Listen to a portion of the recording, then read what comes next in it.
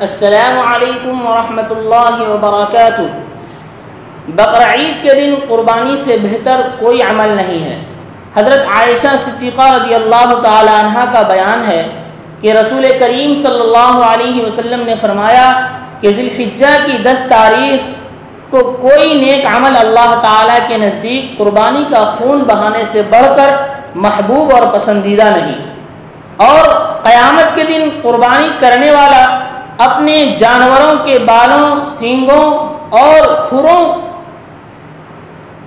کو لے کر آئے گا، اور یہ چیزیں ثواب عظیم ملنے کا ذریعہ بنے گی۔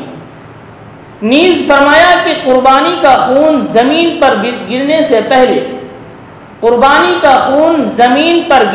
پہلے اللہ تعالیٰ کے نزدیک شرف قبولیت حاصل کر لیتا ہے، لہذا تم خوش دلی سے قربانی کیا کرو۔